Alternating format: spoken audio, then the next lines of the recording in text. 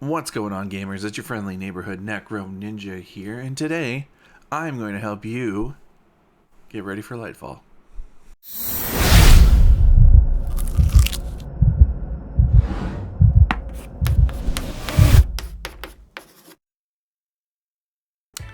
Five weeks? We only have 5 weeks left? So you've come to me with the almighty question, Necro, where do I begin when it comes to bounty prepping? Oh, sweet summer child. I thought you would never ask. First off, let me explain why we bounty prep for the people who are new to this. So the reason we bounty prep is to store XP for the next season's artifact. We want to make sure that we get to the last 2 rows as fast as possible. Why do we want to get to those last 2 rows, you ask? Well, let me show you. The last 2 rows of a seasonal artifact generally have some of the best mods in them. Take this season's artifact, for example. We have Weekend Clear, we have Monochromatic Maestro, Solo Operative. You get the point. Having access to these mods early means that you can use them sooner in hard endgame content. Cough, cough, day 1 raid. Not saying they're going to make or break your chances of completing the day 1 raid, but they can certainly help. Alright, now let's talk about the art of bounty prepping. In the bottom left of your quest tab, you're going to see that you have a total quest and bounty capacity. You can hold 63 quests and bounties. Oh, did I mention this was per character? Yes, you can hold 63 total bounties per character. That's a lot of bounty hoarding. Just as a rule of thumb for me personally, I usually stop about 59 to 60 because going into the new season, especially the new DLC, you're gonna have missions that are gonna be handed to you and you're gonna want to have space to pick them up. Fun fact, there are a lot more than 63 bounties in total in this game. So how do you know which ones to grab? Well, there's this really awesome website called destinyrecipes.com. I'll post a link down in the description below so that you guys can easily get to it. Basically, this website right here, you can show every bounty there is available to you.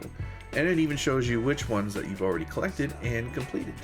And it'll even show you what level you're going to get to with all of the stored XP that you have. So the first set of bounties that you should be prioritizing are your FBA Traveler woke.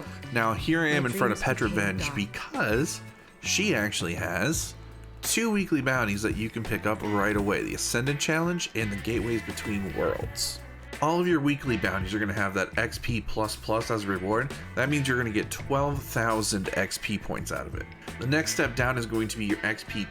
That means you're only going to get 6,000 XP out of it. And then the next step down from that would be the repeatable bounties that only give you 3,000. I would not waste my time with those ones. As a note, there are multiple Ascendant Challenge weekly bounties that you can grab from Petra. So make sure you're stopping by every week to pick up a new one, just to make it easier for you. So after you've grabbed all your weeklies from Zavala, Shax, Drifter, and yes, even Hawthorne. Bet you thought those were all the weekly bounties you can grab, didn't you? Well, guess what? It's not. Some of the planet vendors actually have weekly bounties as well. Varix on Europa has weekly bounties. Shanha in Cosmodrome has weekly bounties. Eris and the Lactern have weekly bounties on the moon. Oh, and we can't forget our best friend Star Horse here. He actually has weekly bounties as well. Just know, just like Petra's bounties, these weekly bounties rotate every week, so make sure you're stopping by the vendors every week and picking these weekly bounties up. These are the most XP giving bounties that you can have. At first glance, bounty prepping might seem really intimidating. It might seem a lot of work, but it's actually really not that bad. Just use Destiny recipes to help you maintain and keep track of the bounties that you have and have done. And one more thing before I go. Do not pop all of your bounties immediately into the next season. There's actually a strategy.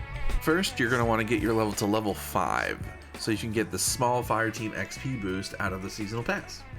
Next, you're going to want to make sure that you go into your ghost mods and put blinding light on. It's going to give you an extra 12%.